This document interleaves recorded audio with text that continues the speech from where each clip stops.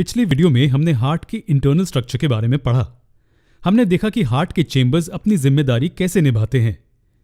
इस प्रकार right atrium और राइट वेंट्रिकल डीऑक्सीजनेटेड ब्लड को रिसीव और डिस्ट्रीब्यूट करते हैं। दूसरी ओर लेफ्ट एट्रियम और लेफ्ट वेंट्रिकल ऑक्सीजनेटेड ब्लड को रिसीव और डिस्ट्रीब्यूट करते हैं। अगर आप श्योर नहीं है कि कौन सा साइड ऑक्सीजनेटेड ब्लड से संबंधित है और कौन सा डीऑक्सीजनेटेड से, तो सिर्फ लॉर्ड याद रखें, लेफ्ट ऑक्सीजनेटेड और राइट डीऑक्सीजनेटेड। अब जब हम रिसीविंग और डिस्ट्रीब्यूटिंग चेंबर्स कहते हैं तो इससे हमारा क्या मतलब होता है? ब्लड कहां से आता है और ये कहां जाता है? खैर, चलिए इसे आसान कर देते हैं। हम जानते हैं कि हार्ट एक पंपिंग ऑर्गन है, तो हार्ट दो अहम जगहों तक ब्लड को पंप करता है, एक लंग्स में और दूसरा पूरे शरीर में। तो चलिए देखते हैं कि सर्कुलेशन के इस प्रोसेस में ब्लड कैसे फ्लो करता है। इसे आसान करने के लिए चलिए इसे हमारे हार्ट का रफ स्केच मान लेते हैं। राइट एट्रियम, राइट वेंट्रिकल और लेफ्ट एट्रियम, लेफ्ट वेंट्रिकल। तो पूरे शरीर में डीऑक्सीजनेटेड ब्लड राइट एट्रियम में आता है। यहां से ये राइट वेंट्रिकल में भेज दिया जाता है और ये यहां से कहां जाता है? राइट वेंट्रिकल इसे लंग्स को डिस्ट्रीब्यूट करती है।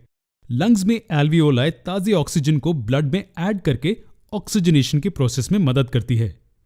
ऑक्सीजनेटेड या प्योर ब्लड लेफ्ट एट्रियम तक ले जाया जाता है और आगे लेफ्ट वेंट्रिकल में भेज दिया जाता है। यहां से ऑक्सीजनेटेड ब्लड पूरे शरीर में डिस्ट्रीब्यूट कर दिया जाता है। यह था शॉर्ट में इस प्रोसेस के बारे में। शरीर से डीऑक्सीजनेटेड ब्लड राइट एट्रियम तक, फिर राइट वेंट्रिकल तक, फिर प्यूरिफिकेशन के लिए लंग्स तक, फिर लेफ्ट एट्रियम तक, यहां से लेफ्ट वेंट्रिकल तक और फिर ऑक्सीजनेटेड ब्लड पूरे शरीर में डिस्ट्रीब्यूट किया जाता है। चलिए अब इन पाइप्स के बारे में बात करते हैं जो ब्लड को फ्लो करने में मदद करते हैं। हम जानते हैं कि वेन्स डीऑक्सीजनेटेड ब्लड लेके जाती हैं, जबकि आर्टरीज ऑक्सीजनेटेड ब्लड लेके जाती हैं।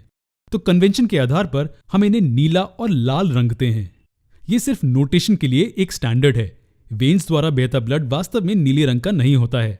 तो दो अहम वेन्स जो डीऑक्सीजनेटेड ब्लड को राइट एट्रियम तक लेके जाती है वो है सुपीरियर वेना केवा और inferior vena cava. Superior vena cava शरीर के ऊपरी हिस्से से डीऑक्सीजनेटेड ब्लड लाती है और इंफीरियर वेना केवा शरीर के निचले हिस्से से डीऑक्सीजनेटेड ब्लड लाती है। ब्लड वेसल्स जो डीऑक्सीजनेटेड ब्लड को राइट वेंट्रिकल से लंग्स तक ले जाते हैं वो पल्मोनरी आर्टरीज होती हैं। जी हां, शरीर में सिर्फ यही आर्टरीज डीऑक्सीजनेटेड ब्लड को लेके जाती हैं। सिर्फ पल्मोनरी वेन्स ही ऐसी वेन्स हैं जो ऑक्सीजनेटेड ब्लड को लंग्स से लेफ्ट एट्रियम तक लेके जाती हैं। और अंत में एओर्टा इस ऑक्सीजन ब्लड को लेफ्ट वेंट्रिकल से पूरे शरीर तक लेके जाती है। यहां एक और इंटरेस्टिंग चीज है जिसे आपको जानना चाहिए। अब क्योंकि वेंट्रिकल से ब्लड बाहर पंप करने पर इतना दबाव बनता है, इसलिए संभावना है कि यह वापस एट्रिया में बह जाए, लेकिन ऐसा नहीं होता है। क्या आप जानते हैं क्यों? ये वाल्व्स द्वारा सुनिश्चित किया जाता है जो इन दो पार्टीशंस के जंक्शंस की रक्षा करते हैं। हमारे पास राइट एट्रियम और राइट वेंट्रिकल के जंक्शन पर ट्राइकस्पिड वाल्व होता है और इसी तरह हमारे पास लेफ्ट एट्रियम और वेंट्रिकल के जंक्शन पर बाइकस्पिड वाल्व होता है। अब जबकि हम ये जानते हैं, चलिए ब्लड सर्कुलेशन के पूरे प्रोसेस पर एक नजर डालते हैं। हार्ट कुछ इस तरह से दिखता है। पहले शरीर के ऊपर और नीचे के पार्ट से डीऑक्सीजनेटेड ब्लड सुपीरियर और इंफीरियर वेना कावा द्वारा राइट एट्रियम तक लाया जाता है। यहां से ये डीऑक्सीजनेटेड ब्लड नीचे राइट वेंट्रिकल में भेज दिया जाता है और राइट वेंट्रिकल फिर इस डीऑक्सीजनेटेड ब्लड को लंग्स तक पहुंचाती है। ऐसा करते समय ट्राइकस्पिड वाल्व ब्लड को वापस राइट एट्रियम में आने से रोकता है।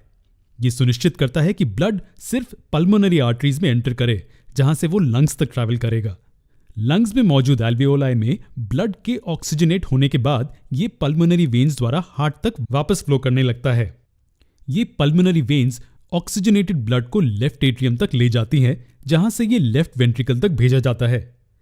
यहां से ये शरीर में सर्कुलेशन के लिए भेजा जाता है। फिर से यहां बाइकस्पिड वाल्व्स लेफ्ट एट्रियम में ब्लड का बैक फ्लो रोकते हैं। एओर्टा जो कि शरीर में सबसे बड़ी आर्टरी है, वो ऑक्सीजनेटेड ब्लड को लेफ्ट वेंट्रिकल से लेकर शरीर में सप्लाई करती है। इस तरह से हमारे शरीर में ब्लड सर्कुलेशन होता है।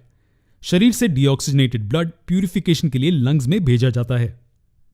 ये लंग्स द्वारा ऑक्सीजनेट या प्यूरिफाई किया जाता है और फिर ऑक्सीजनेटेड ब्लड लंग्स से शरीर में भेजा जाता है और इन दोनों प्रोसेसेस को हार्ट हैंडल करता है। ध्यान से नोटिस करें, आप देखेंगे कि ब्लड हार्ट में 2 बार आता है, इसलिए इसे डबल सर्कुलेशन कहा जाता है।